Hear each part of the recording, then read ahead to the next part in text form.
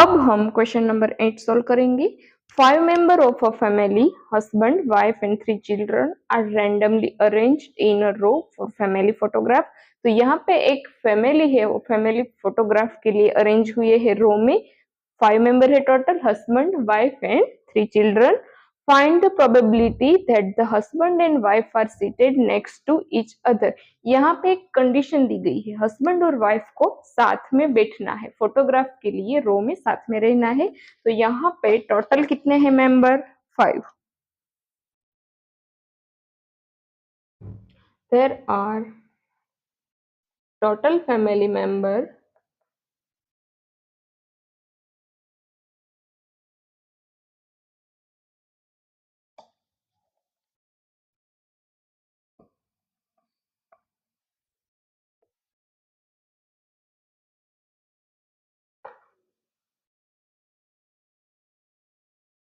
Total यहाँ पे 5 family members है।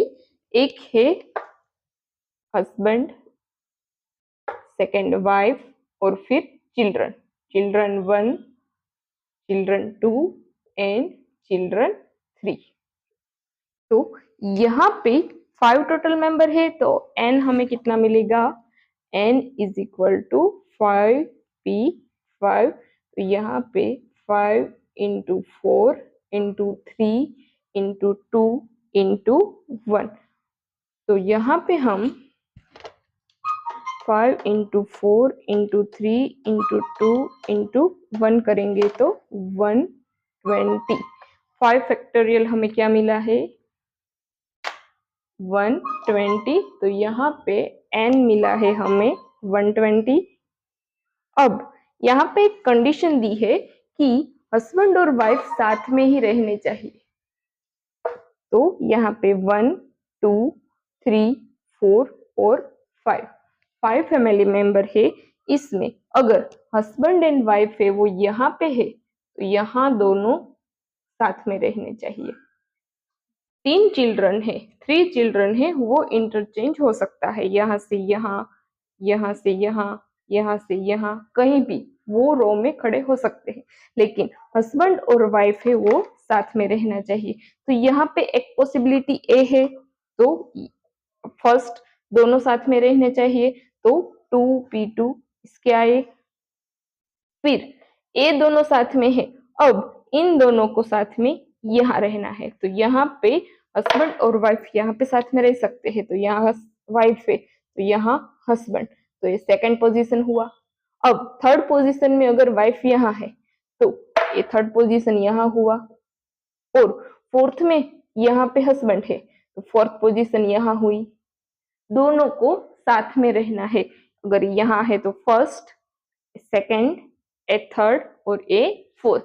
वो इंटरचेंज हो सकते हैं, हस्बैंड की जगह वाइफ, वाइफ की जगह हस्बैंड, लेकिन रहना है दोनों को साथ में। तो फर्स्ट पॉसिबिलिटी ए है, सेकंड, थर्ड और फोर्थ। तो यहाँ पे हम लिख सकते हैं 4p4। तो अब हम m फाइंड आउट करेंगे। तो m is equal to 2p2 multiply 4p4, 2 factorial 4 factorial. तो यहाँ पे 2 के बाद क्या है? 2 एंड 1, 2 1 जा 2, तो यहाँ पे आंसर आएगा 2। फिर 4 के पीछे 4 3 जा 12, 12 2 जा 24, 24 1 जा 24, तो यहाँ पे आया 24, 24 2 जा 48। तो यहाँ पे हमें m मिला है 48। अब हम प्रोबेबिलिटी फाइंड करेंगे। Is equal to m upon n। तो m हमें मिला है 48 और n मिला है 120। तो यहाँ पे हम 2 से कट करेंगे, 48 डिवाइडेड बाय 120, तो यहाँ पे मिलता है 0.4, मतलब 2/5 हमें मिलेगा। तो यहाँ पे हमें मिलता है प्रोबेबिलिटी 2/5। आप कट भी कर सकते हो, 24 2 जा 62 जा, फिर 2 से होगा 12 2 जा 32 जा, फिर 6 के होगा 6 2 जा, 15 2 जा, फिर 2 3 जा, 5 3 जा। तो यहाँ पे हमें आंसर मिल गया 2/5। तो यहाँ पे प्रोबेबिलिटी मिली है 2/5। नेक्स्ट हम 9th क्वेश्चन सॉल्व करेंगे। तो 9th क्वेश्चन में हमें दिया गया है 7 speakers A, B, C, D, E, F, G are invited in a program to deliver speech in random order। एक प्रोग्राम है, वहां पे 7 स्पीकर दिए गए हैं A to G तक। 7 स्पीकर वहां पे स्पीच देने वाले हैं।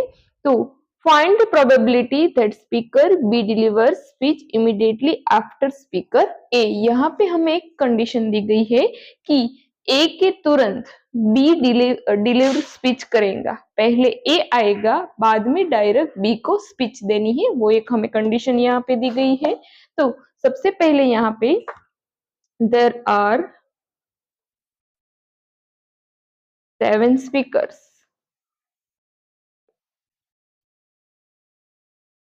speech in program।